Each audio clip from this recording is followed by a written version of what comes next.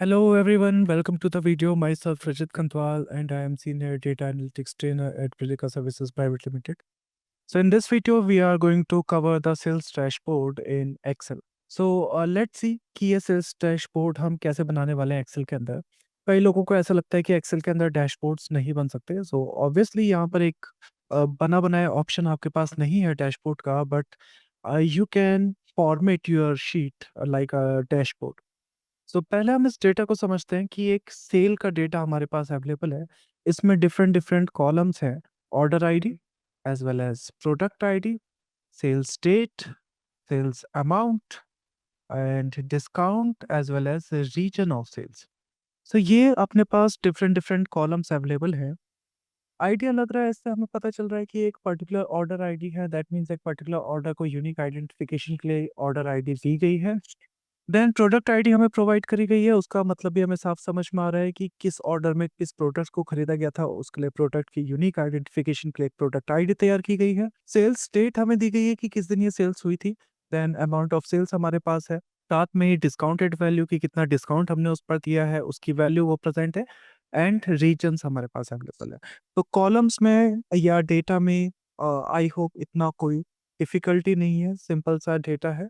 Order के बारे में इंफॉर्मेशन, प्रोडक्ट के बारे में, sales date, amount of sales, discounted value as well as region. इसी डेटा के ऊपर हमने डैशबोर्ड तैयार करने के लिए कुछ प्रॉब्लम स्टेटमेंट्स तैयार करी हैं, कुछ क्वेश्चंस हमने तैयार कर रखे हैं। इन्हीं क्वेश्चन का आंसर करते हुए हम चलेंगे और कंप्लीट डैशबोर्ड हम प्रिपेयर करेंगे। First question is find the overall sales value for each day. हर एक डे के लिए हमें ओवरऑल सेल्स वैल्यू लेकर आनी है। अब अगर हम अपने डेटा को ध्यान से देखें, तो क्या हमारे पास डेट है? ऑब्वियसली डेट हमारे पास अवेलेबल है, दैट मीन्स डे हमारे पास अवेलेबल है। साथ में ओवरऑल सेल्स वैल्यू चाहिए, यानी कि टोटल हर एक दिन बाद टोटल कितनी सेल हुई है ये हमें चाहिए। तो इस पर डैशबोर्ड बनाने के लिए हम पिवट टेबल्स की मदद से इन्हें करते हैं। तो डेटा सेलेक्ट किया, इंसर्ट टैब पर गए, देन सेलेक्टेड पिवट टेबल, और पिवट टेबल के अंदर हमने एक रेंज सेलेक्ट करके, बिल्कुल यही हमारा कंप्लीट टेबल है, और एक न्यू वर्कशीट पर इसे बनाते हैं, तो एक न्यू वर्कशीट पर ये पिवट टेबल बनकर आ जाएगी।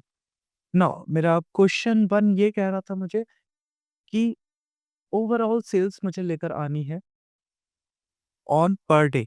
तो क्वेश्चन को यहाँ पर लिख लेते हैं ताकि मुझे बाद में याद है, ओवरऑल सेल्स पर डे। और इस पिवट टेबल के अंदर हम वैल्यू लेकर आते हैं, यानी कि रोज पर तो मुझे चाहिए डेट्स, और डेट में मुझे सारे मंथ्स वगैरह नहीं चाहिए बल्कि डेज चाहिए। तो हम इसे हटा देते हैं, जो हमारे काम की चीज़ें नहीं हैं।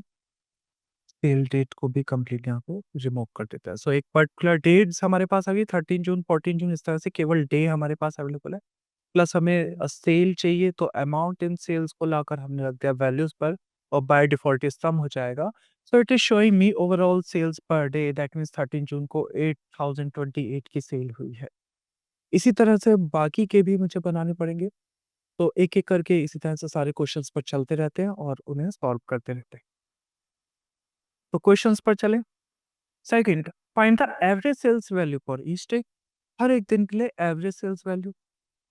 तो अगेन अपने डेटा पर चलते हैं और दोबारा से हम तैयार करेंगे अपना कि हमें क्या-क्या चाहिए। जैसे कि इस बार हमसे ये पूछा गया है कि हर एक दिन में एवरेज अमाउंट कितना है, तो एवरेज अमाउंट कैसे हम लेकर आएँ उसके बारे में डिस्कस करते हैं। डे लेकर आनी पड़ेगी हमें और साथ में उसका एक average amount.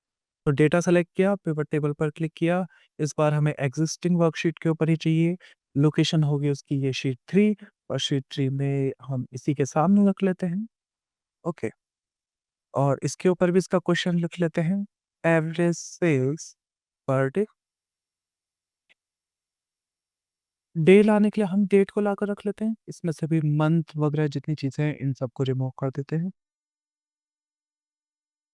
Plus amount of sales हमें चाहिए, बट इस बार सम नहीं चाहिए, सो इसकी वैल्यू फील्ड सेटिंग्स पर जाकर हम इसे चेंज कर लेते हैं एवरेज पर। तो इट इज शोइंग अस कि एवरेज अमाउंट कितना है।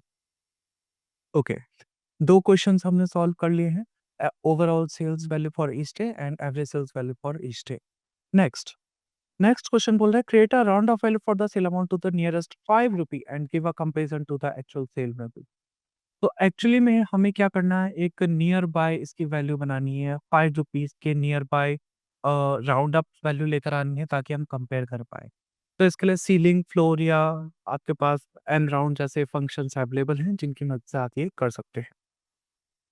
इसे हम अपने पिवट टेबल के ऊपर ही करने का ट्राई करते हैं।